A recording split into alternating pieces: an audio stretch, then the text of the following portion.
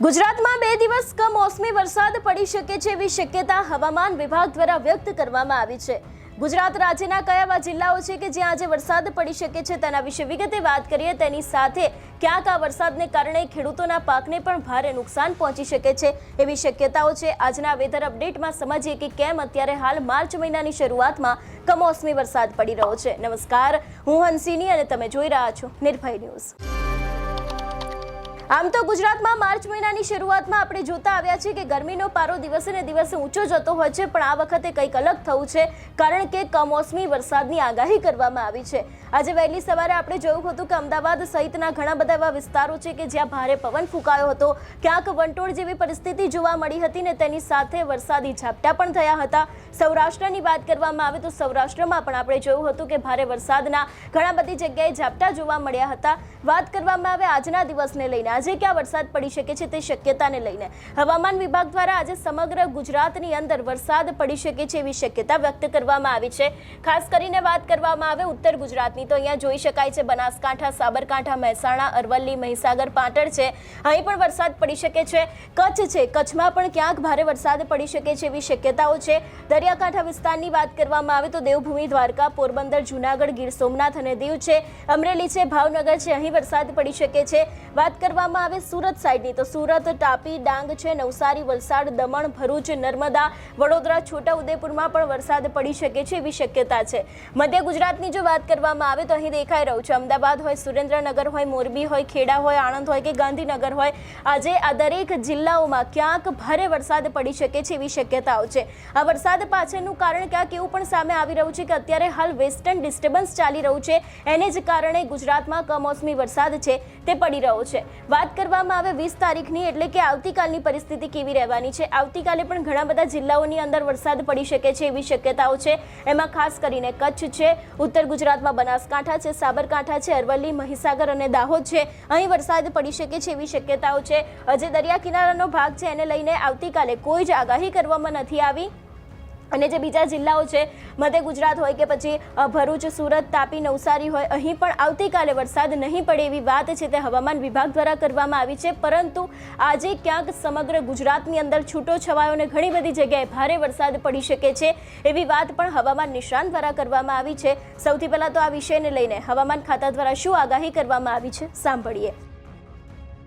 अभी आज का जो फोरकास्ट है मेनली दो सिनोप्टिक सिस्टम हमारे लिए इम्पोर्टेंट है। एक अपर एयर साइक्लोनिक सर्कुलेशन पश्चिम राजस्थान के ऊपर at 1.5 kilometre above sea level के ऊपर परसिस्ट कर रहा है। दूसरा और एक system western disturbance as a trough in middle and upper tropospheric westerlies with its axis passes at about 5.8 kilometre above mean sea level.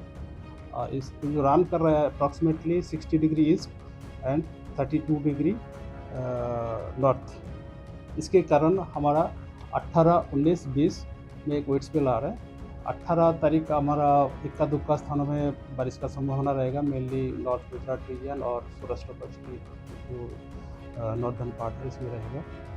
और 18 को 19 को जो रहेगा बारिश, इसमें कुछ हिस्सों में बारिश रहेगा। इसमें पूरा गुजरात राज्य के लिए हम लोग दिया है, कुछ हिस्सों के लिए। और 20 तारीख को फिर नॉर्थ गुजरात एंड सौराष्ट्र कच्छ की जिला है उसमें रहेगा। और इसमें येलो वार्निंग के साथ हम thunderstorm with lightning wind speed 40 to 50 kilometre प्रति घंटा रहने का भी पूर्वानुमान दिया गया है। इसमें जो जिला आ रहा है, जो 18 तारीख जो डिस्ट्रिक्ट आ रहा है उत्तर गुजरात की बनासकांठा, पाटन, दो डिस्ट्रिक्ट आ रहे हैं। और जो हमारा दक्षिण गुजरात की जिला आ रहा है डांग, तापी, नवसारी, वलसाड, दमन, दादरा नगर हवेली। और जो सौराष्ट्र कच्छ में डिस्ट्रिक्ट आ रहा है जामनगर, मोरबी, द्वारका, कच्छ, ये 18 मार्च के लिए। 19 मार्च में सारे डिस्ट्रिक्ट इंक्लूडिंग इंडियन टेरिटरी दमन, दीव, दादरा नगर हवेली के लिए thunderstorm light to moderate rain का पूर्वानुमान है। और जो 20 मार्च को जो डिस्ट्रिक्ट आ रहा है उत्तर गुजरात की बनासकांठा, साबरकांठा, अरावली, दाहोद, महीसागर के लिए दिया गया है। और आइसोलेटेड प्लेसेस कच्छ के लिए दिया गया है। इसमें आगे जो मैक्सिमम तापमान का बात करें तो मैक्सिमम तापमान जो है अगले 3 दिन 2 से 3 डिग्री सेंटीग्रेड फॉल रहेगा, गिरावट रहेगा।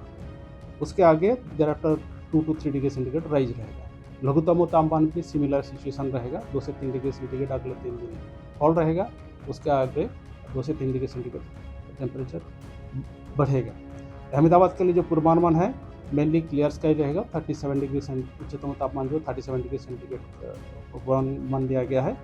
कोस्टल क्षेत्र में अभी पवन का जो दिशा रहेगा दक्षिण पश्चिम से पश्चिम दिशा से पवन चलने का पूर्वानुमान है। स्पीड जो है 15 से 20 नॉट।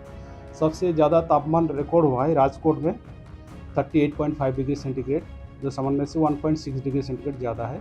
अहमदाबाद में रिकॉर्ड हुआ है 36.7, जो सामान्य से -0.1 डिग्री सेंटीग्रेड कम है। गांधीनगर में रिकॉर्ड हुआ है 36.5 डिग्री सेंटीग्रेड, जो सामान्य से 0.4 डिग्री सेंटीग्रेड नीचे है। 3 दिनों के बाद सर गर्मी में हाँ, 2 से 3 डिग्री सेंटीग्रेड ग्रेजुअल राइज रहेगा, धीरे धीरे 2 से 3 डिग्री सेंटीग्रेड टेम्परेचर, उच्चतम तापमान और लघुत्तम तापमान दोनों में बढ़ते 3 दिन के बाद। એટલે ખાસ કરીને હજી પણ આવતીકાલે ગુજરાતમાં ભારે વરસાદ પડી શકે છે એવી શક્યતા છે। જે રીતે મેં આગળ પણ કહ્યું એ રીતે અત્યારે હાલ વેસ્ટર્ન ડિસ્ટર્બન્સ થયું છે, એને જ કારણે ગુજરાતમાં કમોસમી વરસાદ જોવા મળી રહ્યો છે। જો કે આ કમોસમી વરસાદને કારણે ખેડૂતોને મોટા ભાગે નુકસાન થઈ શકે છે એવી શક્યતાઓ છે, કારણ કે તેમને જે અત્યારે હાલ વાવેતર કર્યું છે એ વાવેતર ઉપર પણ પાણી ફરી શકે છે જો કદાચ ભારે વરસાદ આવ્યો તો। અને અત્યાર સુધીમાં ઘણા બધા જિલ્લાઓના સમાચાર સામે આવ્યા છે કે કોઈક જગ્યાએ કરા સાથે વરસાદ પડ્યો છે, ઘણી બધી જગ્યાએ વરસાદી ઝાપટા જોવા મળ્યા છે, ક્યાંક વાવાઝોડું જોવા મળ્યું હતું। અમદાવાદની વાત કરવામાં આવે તો અમદાવાદમાં આજે વહેલી સવારે આપણે જોયું હતું કે ભારે પવન ફૂંકાયો હતો અને ક્યાંક અમદાવાદના પણ ઘણા બધા એવા વિસ્તારો છે કે જ્યાં વરસાદી ઝાપટા પડી શકે છે એવી અત્યારે હાલ શક્યતા વ્યક્ત કરવામાં આવી છે। તમારું શું માનવું છે આ વિષયને લઈને અમને કમેન્ટ કરીને ચોક્કસથી જણાવજો। તેની સાથે અમારી ચેનલ નિર્ભય ન્યૂઝને લાઇક, શેર અને સબસ્ક્રાઇબ કરવાનું ભૂલશો નહીં। નમસ્કાર।